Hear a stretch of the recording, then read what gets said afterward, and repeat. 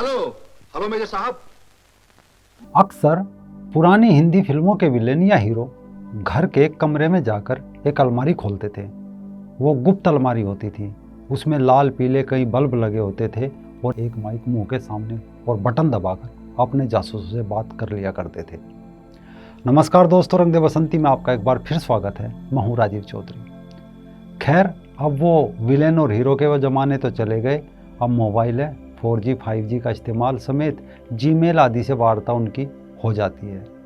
लेकिन अभी भी एक चीज़ इसी पुराने तामझाम पर टिकी है, वो है आत्माओं से बातचीत करना। हाल ही में मीडिया से लेकर बॉलीवुड तक सुशांत सिंह राजपूत की आत्महत्या के मामले को हर किसी ने अपने तरीके से रखा। तो अब पैरानॉर्मल एक्सपर्ट कहे जाने वाले स्टीव हब के कुछ वीडियो सोशल मीडिया पर छाए हुए हैं। स्टीव हब का दावा है कि सुशांत के फैंस के आग्रह पर उन्होंने एक्टर की आत्मा से बात करने की कोशिश की है। यूट्यूब में उनके कई वीडियो वायरल हो रहे हैं। इस वीडियो में हब सवाल करते सुनाई देते हैं कि are you in the light, जिसके जवाब में सुशांत की आत्मा कहती है Steve I am getting light.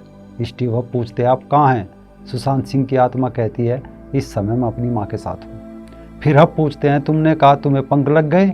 Sushant Singh कहता हाँ मुझे पंख लग गए। हब कहता ये तो वाकई कमाल है। दर्शक शांत होकर बड़े ध्यान से पूरी वीडियो देखते रहते हैं कि कब सुशांत की आत्मा करण जौहर का नाम ले, कब सुशांत बताए कि उसकी गर्लफ्रेंड ने उस रात उसके साथ क्या किया था, वो क्यों दुखी हुआ था, उस रात कौन कौन उसके साथ थे।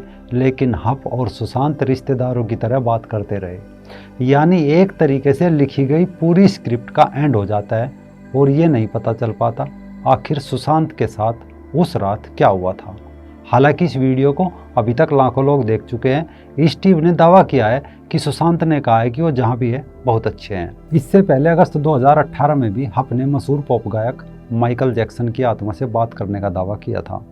यानी हब सेलिब्रिटी की आत्मा से बात करते हैं, वरना यूरोप और अमेरिका में ऐसे न जाने कितने केस हुए जो आज तक नहीं खुले। शायद हब को उनकी आत्मा का कॉन्टैक्ट नंबर नहीं मिला होगा, वरना लादेन से पूछा जाना चाहिए था कि आपको पंख मिले या पूंछ।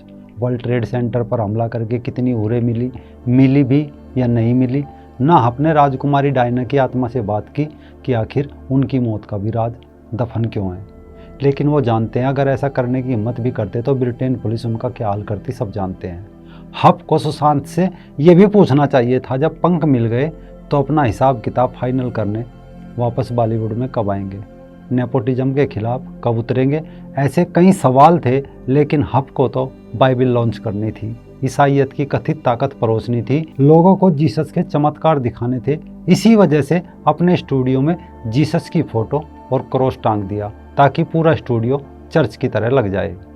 हालांकि कई डॉक्टर्स का कहना है कि हब का सुशांत की आत्मा से बात करने वाला दावा चौंकाने वाला है। इस वैज्ञानिक युग में इन्हें अंधविश्वास और कोरी कल्पना कहना चाहिए। असल में देखा जाए तो धरती का 75% अंधविश्वास इनकी कथित धार्मिक पवित्र पुस्तक से परोसा जाता है।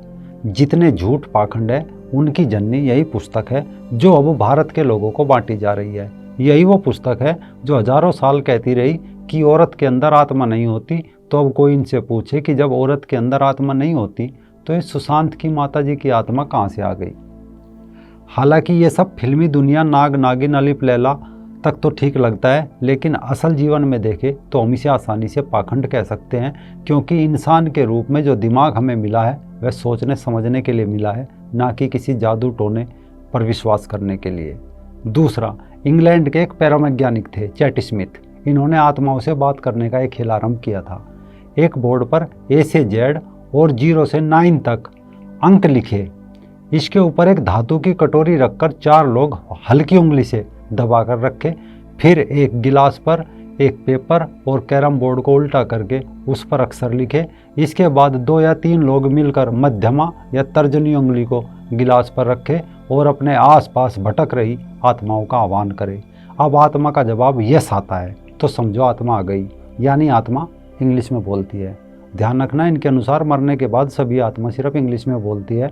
तो सबसे पहले उससे कोई कॉमन सा सवाल पूछे कि आपकी जेब में कितने पैसे हैं या फिर आप कहाँ रहते हैं, ताकि आपको विश्वास हो जाए कि आत्मा सही जवाब दे रही है। मतलब आप इनका पाखंड समझिए कि आत्मा के पास जेब भी होती है और पैसे भी। हो सकता है स्वर्ग में कुछ खरीदारी करनी पड़ती हो, जैसे मरने के बाद पंख वंख लगवाने के पैसे देने पड़ते हो। अब इस क्रिया में एक जोखिम भी है कि कभी कभार आसपास भटकती हुई कोई दुष्ट आत्मा भी आह्वान पर आ जाती है और फिर जाती ही नहीं, वो आत्मा आपके जीवन में हस्तक्षेप भी कर सकती है।